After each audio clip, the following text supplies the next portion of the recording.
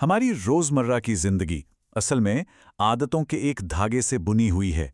लेकिन क्या हो अगर ये पता चले कि इन आदतों के पीछे एक छिपा हुआ विज्ञान है, एक ऐसा विज्ञान जिसका इस्तेमाल कंपनियां हमारे बर्ताव पर असर डालने के लिए हर रोज कर रही हैं।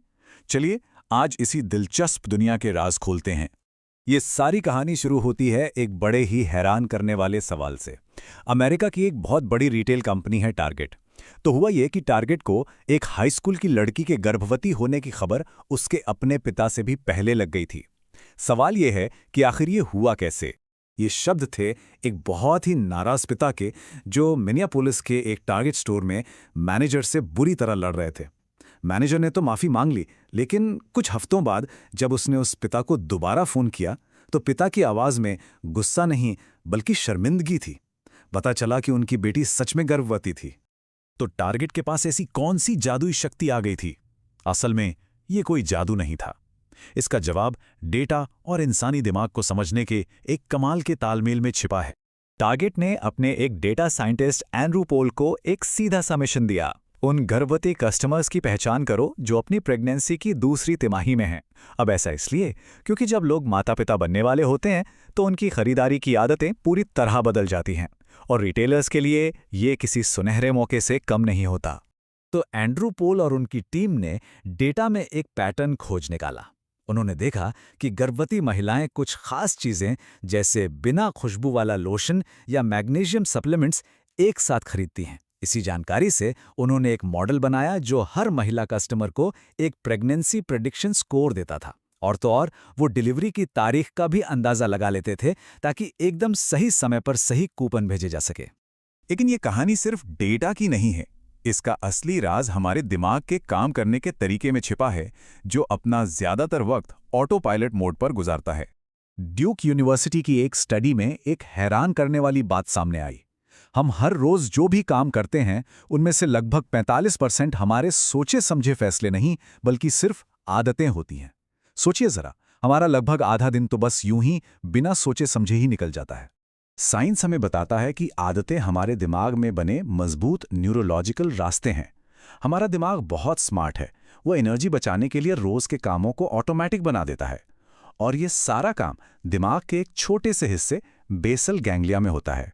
MIT के एक्सपेरिमेंट से ये बात और भी साफ हो जाती है। जब एक चूहे को पहली बार एक भूल भुलैया में छोड़ा गया तो उसका दिमाग बहुत तेजी से काम कर रहा था, लेकिन 50वीं बार तक आते आते चूहे को रास्ता रट गया और उसकी दिमागी हलचल लगभग शांत हो गई। मतलब दिमाग ने उस काम को एक आदत में बदल दिया था। तो सवाल ये है कि ये आदतें बनती कैसे हैं? इसके पीछे एक बहुत ही आसान लेकिन ज़बरदस्त फॉर्मूला है जिसे कहते हैं the habit loop. Habit loop ये एक 3 स्टेप का पैटर्न है जो हमारे दिमाग में किसी भी काम को ऑटोमेटिक बना देता है। और मजे की बात यह है कि ये अच्छी और बुरी दोनों तरह की आदतों के लिए एक ही तरीके से काम करता है। तो इस लूप के 3 हिस्से हैं। पहला है इशारा, मतलब कोई ट्रिगर, जैसे चूहे के लिए एक क्लिक की आवाज। दूसरा है रूटीन, यानी वो काम जो किया जाता है, जैसे चूहे का भूल भुलैया पार करना। और तीसरा है इनाम, यानी वो मजा जो उस काम को करके मिलता है, जैसे चूहे को मिली चॉकलेट। यही इनाम दिमाग को बताता है कि इस लूप को याद रखना है। लेकिन कहानी यहीं खत्म नहीं होती। इन तीनों के अलावा एक और बहुत जरूरी चीज है जो इस लूप को मजबूत बनाती है और बार बार घुमाती है, और वो है लालसा, यानी इनाम को पाने की एक तीव्र इच्छा। इसका सबसे बढ़िया उदाहरण है फैब्रीज। शुरुआत में फैब्रीज को बदबू मिटाने वाले प्रोडक्ट की तरह बेचा गया, पर वो बुरी तरह फ्लॉप हो गया। क्यों? क्योंकि जिन्हें बदबू की आदत हो जाती है उन्हें वो महसूस ही नहीं होती। फिर कंपनी ने अपनी स्ट्रैटेजी बदली। उन्होंने फैब्रिज को सफाई के रूटीन के आखिर में मिलने वाले इनाम की तरह पेश किया। अब इशारा था एक साफ सुथरा कमरा, रूटीन था फैब्रिज स्प्रे करना, और इनाम थी एक ताज़ा भीनी भीनी खुशबू। और इसी इनाम की लालसा ने फैब्रिज को $1 बिलियन का ब्रांड बना दिया। तो अब हम ये तो समझ गए कि कंपनियां हमारी आदतें कैसे बनाती हैं, लेकिन सबसे बड़ा सवाल यह है कि क्या इस ज्ञान का इस्तेमाल करके हम अपनी आदतें भी बदल सकते हैं? जवाब है हाँ, बिल्कुल। और इसका एक सुनहरा नियम है। नियम बहुत सीधा है। किसी पुरानी बुरी आदत को जड़ से मिटाया नहीं जा सकता। दिमाग में बने वो रास्ते हमेशा रहते हैं, बस उन्हें एक नई दिशा दी जा सकती है, यानी आदत को सिर्फ बदला जा सकता है। और इसका तरीका बेहद आसान है। पुराने इशारे और पुराने नाम को वैसे का वैसा ही रहने दें। बस बीच के रूटीन को एक नए और बेहतर रूटीन से बदल देना है। इस किताब के लेखक चार्ल्स डुहिग ने इसे खुद पर आजमाया। उन्हें हर दोपहर 3:30 बजे कुकी खाने की आदत थी। इशारा था बोरियत, रूटीन था कैफेटेरिया जाकर कुकी खरीदना। लेकिन जब उन्होंने इस पर गौर किया तो पाया कि असली इनाम कुकी का स्वाद नहीं बल्कि ऑफिस के लोगों से मिलना जुलना था। तो उन्होंने बस रूटीन बदल दिया। अब 3:30 बजते ही वो कुकी खाने के बजाय किसी दोस्त की डेस्क पर जाकर 10 मिनट बात कराते थे। इशारा और इनाम वही रहा, बस रूटीन बदल गया और आदत भी। ये ज्ञान हमें एक जबरदस्त ताकत देता है। जब हम अपनी आदतों को समझ लेते हैं तो उन्हें अपने हिसाब से बदल सकते हैं। चलिए एक आखिरी बार टारगेट की कहानी पर लौटते हैं। टारगेट को पता था कि अगर उन्होंने सीधे सीधे गर्भवती महिलाओं को बच्चों के सामान के कूपन भेजे तो लोग डर जाएंगे, उन्हें लगेगा कि उनकी जासूसी हो रही है। तो उन्होंने एक बहुत ही शातिर चाल चली।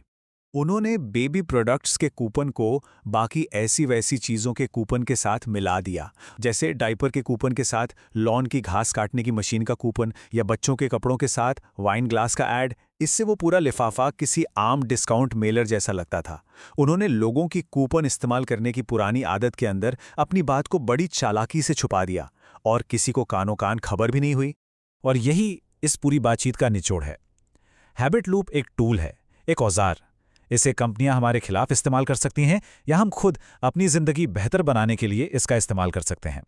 एक बार जब ये पता हो कि सिस्टम कैसे काम करता है तो इसे कंट्रोल किया जा सकता है। तो अब सवाल ये उठता है कि हमारी जिंदगी में वो कौन सी आदत है, वो कौन सा लूप है जिसे आज बदलने की जरूरत है। उसे पहचानने, समझने और फिर से लिखने का वक्त आ गया है। अब फैसला हमें ही करना है।